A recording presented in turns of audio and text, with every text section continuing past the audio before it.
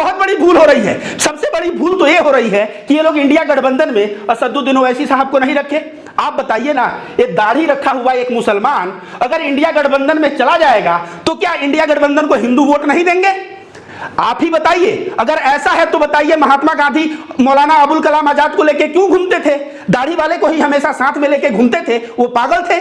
या तो महात्मा गांधी जानते थे कि हिंदू और मुसलमान दोनों बराबर के नागरिक हैं और दोनों को साथ लेके हम चलेंगे तो समाज में एक गीता का मैसेज जाएगा, गांधीवाद का मैसेज जाएगा, धार्मिक एकता का मैसेज जाएगा और ऐसे में हिंदू मुस्लिम कभी एक दूसरे से द्वेष और नफरत नहीं करके हमेशा साथ खड़ा होगा। राहुल गांधी से सीख लेने की जरूरत है। राहुल गांधी से सीख लीजिए, असदुद्दीन ओवैसी साहब को भी इंडिया टीम में जगह दीजिए और साथ ही साथ आप सभी लोग, हिंदू हो या मुसलमान हो या ब्राह्मण हो, दलित हो, कोई भी व्यक्ति अगर पीड़ित हो तो उसके यहां जरूर पहुंचे। कोई भी बिरादरी यह न समझ पाए कि हमारे साथ कोई नहीं है बुरे समय में।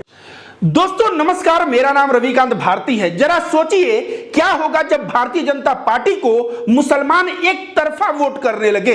ऐसे में बीजेपी को हिंदू और मुस्लिम दोनों का वोट मिलेगा तो बीजेपी तो 90% वोट पे पहुंच जाएगी और विपक्ष 10% वोट पे सिमटा रह जाएगा। वैसे असदुद्दीन ओवैसी साहब को लोग कहते हैं यह भारतीय जनता पार्टी के बी टीम है, बी टीम कह के असदुद्दीन ओवैसी को लोग कोसते हैं। लेकिन आप अंदाजा लगाइए, एक ऐसा सीट है जहां पे 66% मुसलमान थे, 66%, मात्र 34% हिंदू थे और वहां चुनाव हुआ और चुनाव में 90% वोट भारतीय जनता पार्टी को मिली और 10% में विपक्ष को मिला। आपको सुन के आश्चर्य होगा, यह चुनाव हुआ है त्रिपुरा में। तो जगह का नाम है बोक्सा नगर और वहां पे भारतीय जनता पार्टी का कैंडिडेट जिनका नाम है तफजल हुसैन, यह जीते हैं 30,237 वोट से और कुल वोट इनको मिला है 34,146। 90% वोट इनको मिला है। देखिए, क्योंकि यहां जो कैंडिडेट लूज किया है वह सीपीएम का है और अंतर होता है 19-20 का, लेकिन अंतर देखिए, भारतीय जनता पार्टी का कैंडिडेट को 34,000 वोट मिला है और इनको महज 3,900 वोट मिला है। आप सोच सकते हैं, कहीं भी चुनाव होता है, बीजेपी सपा में होता है तो सपा जो है पाता है 40,000 तो बीजेपी पाता है 50,000। 10,000 का अंतर समझ में आता है, 2-4 हजार का अंतर समझ में आता है, लेकिन ऐसा अंतर कि 66% मुसलमान हैं और सारा वोट चला गया भारतीय जनता पार्टी को, सिर्फ 10% वोट जो है विपक्ष का party communist party of India CPIM को मिला है। और देखिए यहां पे मोहम्मद सलीम लड़े थे इंडिपेंडेंट, इनको मात्र 181 वोट, रतन हुसैन को मात्र 144 वोट और नोटा को 434 वोट मिला है। मतलब आप समझिए कि वहां के मुसलमान क्या पागल हो गए थे कि भारतीय जनता पार्टी को वोट किए। वहां पे तो असदुद्दीन ओवैसी साहब भी नहीं लड़े। अगर यह लड़ते तब होता कि भाई यह लड़के भारतीय जनता पार्टी की दलाली कर दिए, बी टीम बन गए और इस तरह से विपक्ष को हरा दिए। लेकिन असदुद्दीन ओवैसी साहब भी वहां नहीं लड़वाए अपने कैंडिडेट को। फिर भी आखिर मुसलमानों को क्या हो गया था वहां के, क्या वे पागल हो गए थे जो इस तरह से बीजेपी को वोट किए? तो आपको बता दें दोस्तों, वे लोग पागल नहीं हुए थे। आप सभी को बता दें, त्रिपुरा में 2 साल पहले हिंदू मुस्लिम काफी तनाव था, दंगे फसाद का सिचुएशन भी आया था। इस बार त्रिपुरा में बीजेपी की सरकार बनी और जब उपचुनाव हुआ तो उपचुनाव में वहां के मुस्लिम क्यों बीजेपी को वोट दिए?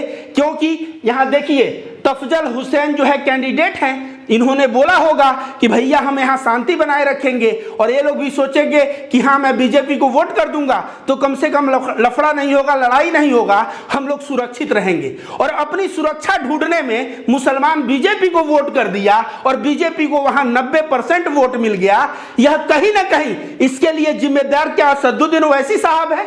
ओवैसी साहब नहीं है। यहां तफजल अंसारी बीजेपी का झंडा पकड़ा, 90% वोट पाया। आखिर क्यों? कहीं ना कहीं खामी रही है।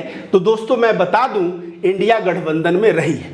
हालांकि राहुल गांधी स्पष्ट तौर पे जब भी हिंदू और मुस्लिम दंगे फसाद होते हैं, जैसे मेवात में हुआ था, तो राहुल गांधी वह बंदा है जो सामने आके कहा कि पूरे हिंदुस्तान में मिट्टी का तेल छिड़क दिया गया है, बस आग लगाने की देरी है। तो राहुल गांधी कहीं ना कहीं हर एक जगह पे प्रबल होके, प्रखर होके, बेबाक होके आवाज उठाते हैं नाइंसाफी के खिलाफ। लेकिन इंडिया टीम में तमाम कई गठबंधन हैं और इन सभी गठबंधन के नेताओं से एक बहुत बड़ी चूक हो रही है, एक बहुत बड़ी भूल हो रही है। सबसे बड़ी भूल तो ये हो रही है कि ये लोग इंडिया गठबंधन में असदुद्दीन ओवैसी साहब को नहीं रखे। आप बताइए ना, ये दाढ़ी रखा हुआ एक मुसलमान अगर इंडिया गठबंधन में चला जाएगा तो क्या इंडिया गठबंधन को हिंदू वोट नहीं देंगे? आप ही बताइए। अगर ऐसा है तो बताइए, महात्मा गांधी मौलाना अबुल कलाम आजाद को लेके क्यों घूमते थे? दाढ़ी वाले को ही हमेशा साथ में लेके घूमते थे, वो पागल थे? या तो महात्मा गांधी जानते थे कि हिंदू और मुसलमान दोनों बराबर के नागरिक हैं और दोनों को साथ लेके हम चलेंगे तो समाज में एक गीता का मैसेज जाएगा, गांधीवाद का मैसेज जाएगा, धार्मिक एकता का मैसेज जाएगा और ऐसे में हिंदू मुस्लिम कभी एक दूसरे से द्वेष और नफरत नहीं करके हमेशा साथ खड़ा होगा। आप दिल पे हाथ रख के बताइए दोस्तों, मेवात में जो हुआ, चाहे अन्य जगह पे जहां भी बुलडोजर चला, क्या विपक्ष का कोई भी एक नेता गया मुसलमानों को, बच्चों को गोद में उठाया कि बेटा तुम बेघर हो गए हो, कोई बात नहीं है, हमारा साथ तुम्हारे साथ है? चाहे ममता बनर्जी गई कहीं, अरविंद केजरीवाल गए कहीं, कहीं भी किसी भी विपक्ष का कोई भी नेता नहीं गया। क्यों? पता है, इनको डर है कि मुसलमान का घर बुलडोजर से गिरा है, भले ही वो बेकसूर है लेकिन घर गिरा है और यह जाके वहां पे संवेदना प्रकट करेंगे तो हिंदुओं का वोट नहीं मिलेगा।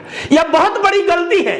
यह गलती इसलिए है क्योंकि अगर वहां पे लोग जाके मुसलमान के बच्चों को गोद में उठा के कहते तुम बेघर हो गए हो, हम तुम्हारे साथ हैं, तुम्हारे पिता के साथ ना इंसाफी हुई है, तो हिंदू जो है ना, उनका दिल भी बहुत प्रेम से भरा हुआ है और हिंदू क्या करते?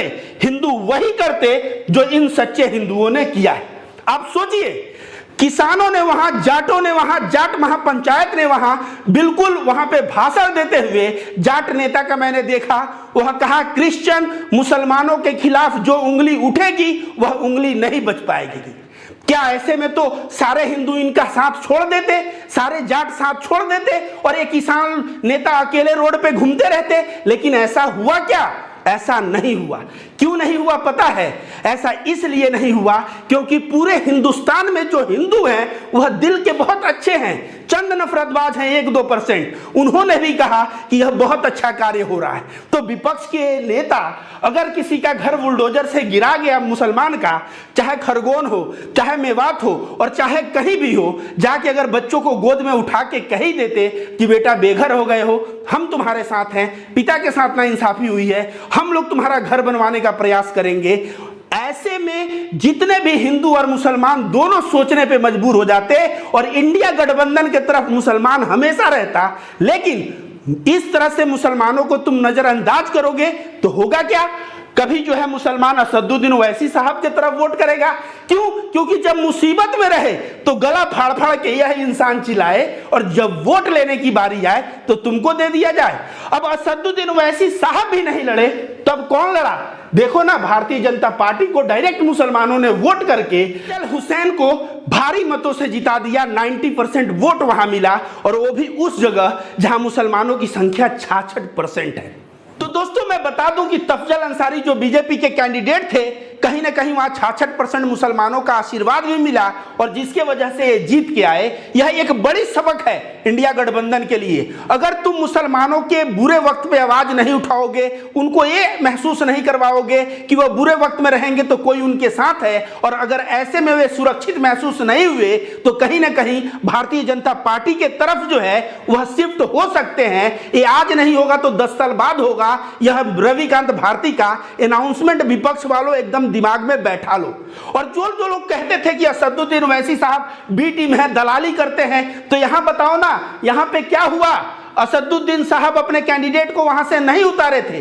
कोई भी देखो एमआईएम का कैंडिडेट है नहीं है, लेकिन फिर भी बीजेपी और सीपीआईएम में वोट का अंतर कितना है?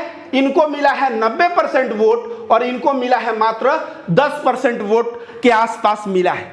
तो आप लोग इससे समझ सकते हैं कि देश जो है किस दिशा में जा रहा है और इसमें पूर्णतया मैं गलती पा रहा हूं तो वह गलती पा रहा हूं इंडिया गठबंधन के नेताओं को। ये बताइए, इतने नेता खड़े हैं इंडिया गठबंधन में, कोई एक दाढ़ी वाला बगल में दिख रहा है? नहीं दिख रहा है। लेकिन आजादी की लड़ाई के समय आप फोटो देखिए, नेहरू, गांधी, पटेल के साथ ना एक दाढ़ी वाला मौलाना खड़ा था जिसका नाम था मौलाना अबुल कलाम आजाद, जो देश का सर्वप्रथम शिक्षा मंत्री बना। तो ये लोग इस तरह से मुसलमानों को इग्नोर करके सोचेंगे कि हम बहुत बड़ा तीर मार रहे हैं, तो तीर नहीं मार रहे हैं बल्कि गलती कर रहे हैं। और उस गलती का परिणाम जो है त्रिपुरा के बोक्सानगर असेंबली सीट पे देखने को मिला है। आप ही लोग बताइए, कभी भी मुसलमानों पे समस्या आया है तो अभी राहुल गांधी प्रखर होकर बोल रहे हैं।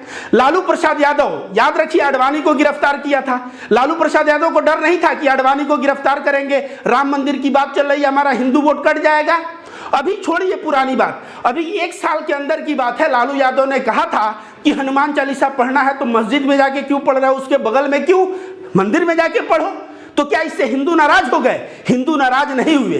हिंदू समझते हैं कि हनुमान चालीसा कहाँ पढ़ा जाना चाहिए, कौन सा काम कहाँ किया जाना चाहिए। लालू प्रसाद यादव इसलिए पूजनीय हैं क्योंकि लालू प्रसाद यादव वह नेता है कि वह जेल काट लिया, किडनी फेल हो गया, डिप्रेशन में रह लिया, लेकिन कभी भी अपने ईमान से समझौता नहीं किया। लेकिन आज देखा जाए तो लालू प्रसाद यादव का बेटा कहीं ना कहीं मुसलमानों को इग्नोर करते हुए देखे जाते हैं। मुलायम सिंह यादव रहते तो क्या आज ऐसे ही शांत रहते? बिल्कुल शांत नहीं रहते। लेकिन अखिलेश यादव इस मुद्दे पे शांत रहते हैं कि नहीं? क्यों शांत रहते हैं? उनको शांत नहीं रहना चाहिए। उनको बिल्कुल जाके, अगर प्रयागराज में किसी मुसलमान का घर बुलडोजर से ढा दिया गया तो वहां पे जाके आवाज उठाना चाहिए। और ये सोच रहे हैं मैं आवाज उठाऊंगा तो मेरा हिंदू वोट कट जाएगा। तो भैया ऐसे वोट का डर मत रखिए। हिंदू वोट भी अपने दिल में ना प्रेम लेके जीता है, कोई भी नफरत और झगड़ा और लड़ाई नहीं चाहता। दोस्तों, आप लोगों को लगेगा कि मैं रविकांत भारती इंडिया गठबंधन के खिलाफ हो गया, इंडिया गठबंधन के खिलाफ बातें करने लगा, तो बिल्कुल नहीं, बल्कि मेरे से ज्यादा इंडिया गठबंधन का शुभचिंतक कोई नहीं हो सकता। दोस्तों, मुझे एक बात याद आता है कि एक आदमी ने कहा था कि एक हिंदू एक मुसलमान बराबर 2 नहीं होते बल्कि 11 हो जाते हैं, मजबूती इतना मिलता है। तो हिंदू और मुसलमान दोनों को सेम दृष्टि से लेके अगर इंडिया गठबंधन चले तो उसमें क्या हर्ज है? ऐसे में मुसलमान सुरक्षित महसूस करेगा। कहीं बुलडोजर चले, पहुंचो नेता लेके वहां, जब नेता लोग के पहुंचोगे तो सारे हिंदू बोलेंगे, जिस तरह किसान वहां क्या बोले, किसानों ने कहा कि अगर क्रिश्चियन, मुसलमान और किसी भी धर्म के खिलाफ अगर उंगली जो उठेगी वह उंगली हटा दिया जाएगा। इस तरह का बात करने से क्या हुआ?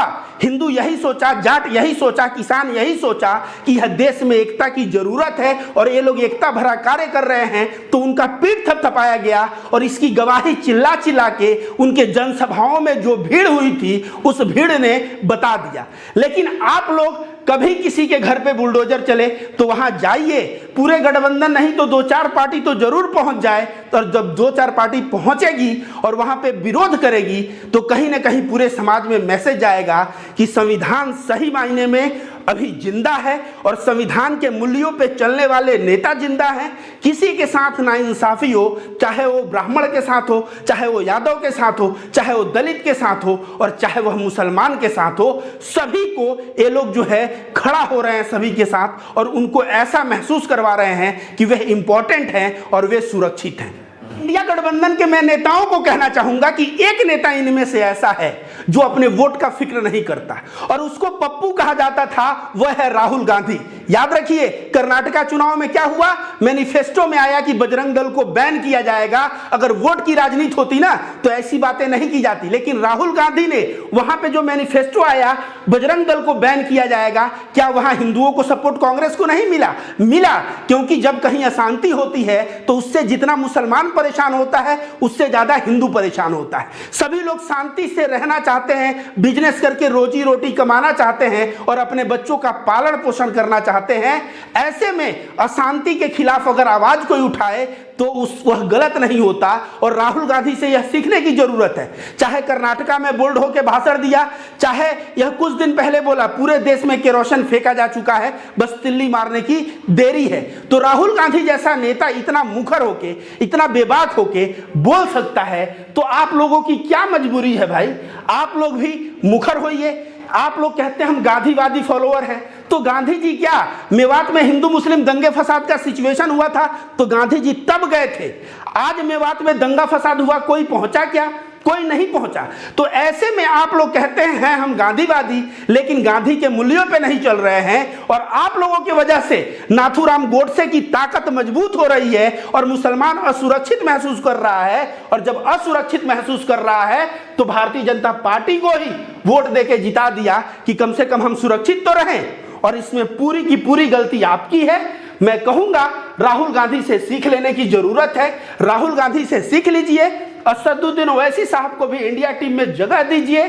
और साथ ही साथ आप सभी लोग, हिंदू हो या मुसलमान हो या ब्राह्मण हो, दलित हो, कोई भी व्यक्ति अगर पीड़ित हो तो उसके यहाँ जरूर पहुंचे। कोई भी बिरादरी यह न समझ पाए कि हमारे साथ कोई नहीं है बुरे समय में। धन्यवाद।